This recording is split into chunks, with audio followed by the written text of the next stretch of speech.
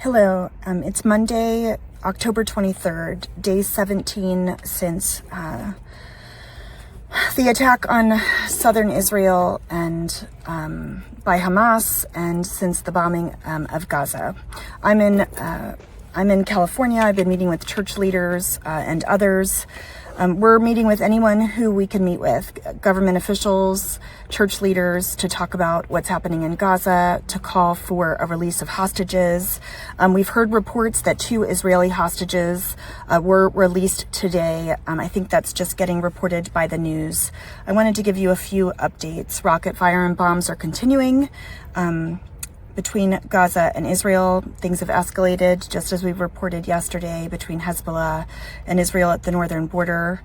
Only trickles of aid are getting through to Gaza.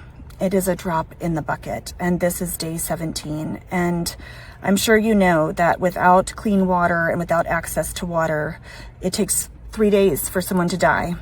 And we have heard that there are ongoing debates about the ground invasion. The Israeli Defense Forces says that it's ready to go.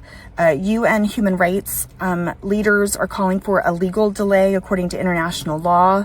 There have been questions about the role of the U.S. There have been some reports that the United States has tried to negotiate. This was at least reported, and then it was denied by the U.S. But we wanted to let you know the question of what role does the United States play is one that is being discussed in terms of the ground invasion and the delay. And Israel says that it's ready to go, but it has not started yet.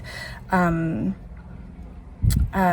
are Israeli human rights groups that are doing really incredible work, and I wanted to call attention to the group Hamoked and these groups in Israel that are just insisting on universal humanity, which is what we're calling for as well at Churches for Middle East Peace. In terms of what's happening this week, we're having prayer. Our regular weekly prayer meeting is on Wednesday. We'll be providing an update on Thursday. That's our normal briefing time. And then Friday, we are joining with His Holiness Pope Francis, called for this Friday to be a day of fasting and prayer. And so Friday at 4:00 p.m. East Coast time, we'll have an hour-long prayer vigil that will include some of our heads of communion, some of our bishops, the Bishop of Los Angeles for the Episcopal Diocese of Los Angeles, Bishop John Taylor. I just met with him this morning. He has agreed to join us. And so on Friday of this week, we'd invite you to join us online. So mark your calendars in that regard as well. Just before I recorded this video, I got a text message from a contact in Gaza. And they wrote to me and they said, would you please tell the news and please tell people in the U.S. that they should just drop a dirty bomb on Gaza. We're ready to die. And he said, we've lived in peace. He said, just permit us to hug our children. He said, we're done. We're done with all of the bombs being dropped. We're done with our homes being destroyed. He said, we've wanted peace. We've not supported this war. He said, we're out of water. You know, the situation is so desperate. He said, would you at least just let us die and then bury us in peace? And I only share that just to say how incredibly desperate the situation in Gaza is. So, you know, if you're listening, if you're following our work at Churches for Middle East Peace, we're saying stand in the gap, give, act, and pray. And there are organizations that are supporting humanitarian work. You know, Bethlehem Bible College has a program called the Shepherd Society. You can go to Bethlehem Bible College's website. That's one you can give to. Catholic Relief Services is doing incredible work. The American Friends of the Episcopal Diocese in Jerusalem, they're doing incredible work.